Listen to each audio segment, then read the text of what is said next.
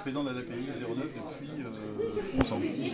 Alors déjà, rapidement, est-ce que vous pouvez rappeler un petit peu quel était l'objet de cette réunion aujourd'hui? Alors aujourd'hui c'était un CVS extraordinaire avec les représentants des parents, enfin des familles plutôt, les représentants des salariés. Des personnes, quelqu'un qui était représenté le conseil d'administration, on était invité avec le directeur aussi, on était invité avec le directeur général et moi-même président pour répondre aux questions par rapport au projet effectivement de restructuration, on va dire, du site de l'ESAT-sur-Lèze. Il est question effectivement l'idée du projet, c'est de rapatrier les ouvriers des CIS sur Pamiers, Vary, Bénague. Puisqu'en fait c'est un peu la problématique géographique qui nous pose problème, parce qu'on a un site ici avec 16 ouvriers, c'est compliqué pour nous de rapporter le soutien, d'apporter tous les équipes de soutien qui viennent régulièrement, les psychologues, l'assistance sociale. Ils ne peuvent pas bénéficier d'une section qu'on a montée à Pamiers il y a quelques temps, de SATP, c'est-à-dire section à temps partiel, pour des ouvriers qui ont des difficultés à continuer à travailler pour différentes raisons à temps plein. Donc on leur propose des temps où ils sont pris en charge, où ils font du sport, ils font différentes choses. Et puis on a aussi un service de restauration en termes de qualité le midi. Et puis il y a l'aspect social, c'est-à-dire plutôt que d'être 16 ouvriers ici un peu, pas en vase clos, je ne veux pas non plus, mais disons qu'ils sont un peu éloignés du grand centre. Là-bas, ça leur permettrait d'avoir plus de contacts, d'avoir aussi accès à des ateliers qui n'existent pas ici, comme par exemple la blanchisserie où travaille mon fils, donc moi j'ai mon fils qui travaille en blanchisserie. Voilà, c'est un peu ça l'idée du projet. Maintenant je comprends au niveau des familles, ça pose souci parce que ça veut dire qu'il va falloir se déplacer. Bon, on vient les rassurer en fin de réunion, donc il y a un vote qui a été fait, donc ils ont voté à l'unanimité contre sur le projet, bon, c'était un peu attendu. Maintenant nous on leur propose, donc le projet s'il se met en place, ça sera décembre 2024. Il va falloir qu'il soit voté au conseil d'administration de jeudi, donc ça c'est le vote. Rien, on va présager de rien, ça sera peut-être pour ou contre. Si c'est pour, nous ce qu'on leur a proposé c'est de mettre en place du transport entre d'aller chercher les ouvriers chez eux pour les amener à Pamiers. Ils travailleront en horaire décalé, c'est-à-dire qu'ils arriveront à l'heure à laquelle ils arriveront, pas à 9h le matin mais un peu plus tard. Ils repartiront certainement un peu plus tôt. Voilà, donc c'est un petit peu ce qu'on leur propose, prise en charge du transport gratuit, bien sûr. Et puis pour ceux qui ne souhaiteraient pas venir, de les aider avec des structures qu'on connaît, qui sont des structures avec lesquelles on a des relations, notamment la JH qui est sur, je crois que c'est Rieux-Volvest, non Riums, je crois. Je confonds les villes, mais c'est pas grave, vous vérifierez.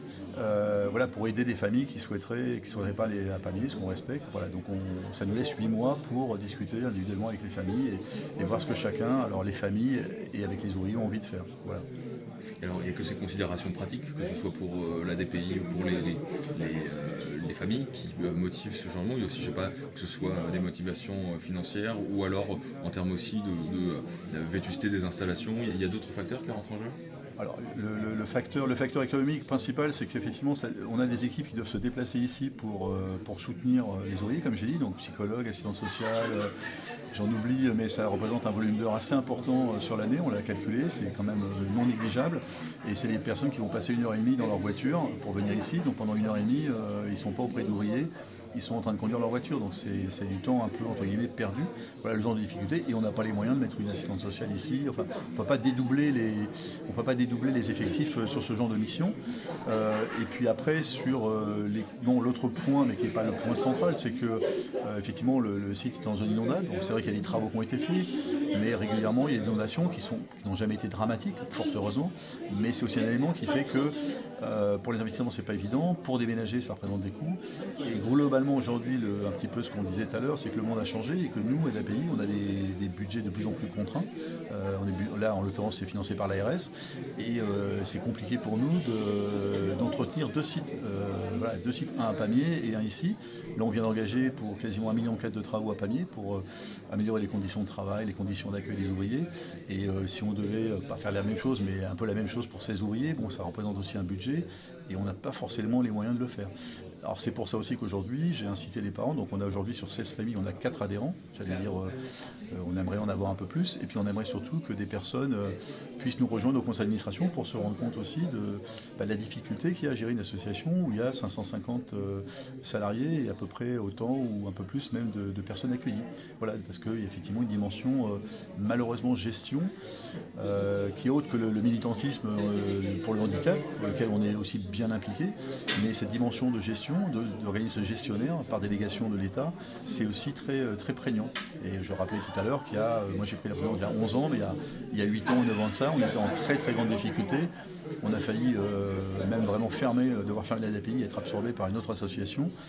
Voilà, et aujourd'hui, les équilibres sont encore fragiles. Voilà, donc ça mérite toujours la vigilance.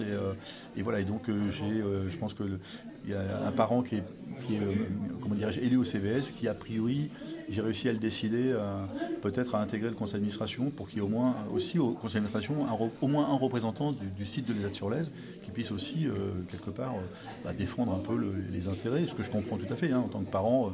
Voilà, si j'étais à leur place, en tant que parent, oui, je serais sûrement un peu du même avis qu'eux. Maintenant, moi en tant que président, j'ai une association avec un budget important et on est amené à prendre des décisions qui ne sont pas toujours faciles. Et ce sujet du projet, on remonte à plusieurs années, ça fait longtemps qu'on en discute avec le précédent directeur, et puis qu'on a repoussé à chaque fois, parce qu'on savait que le moment où on lançait le projet, ça créerait de l'émoi, ça créerait des questionnements, ça ne serait pas facile, parce que le changement est facile pour personne, même pour des personnes qui ne sont pas en situation de handicap, donc a fortiori, pour des familles qui accompagnent des personnes en situation de handicap, c'est compliqué, je le sais, j'ai fait le parcours, j'ai eu moi-même mon fils il y a 16 ans, quand je suis arrivé ici dans l'Ariège, mon fils a été à Colomiers pendant 3 ans et demi à Colomiers, donc je faisais le trajet le vendredi et le dimanche pour le ramener.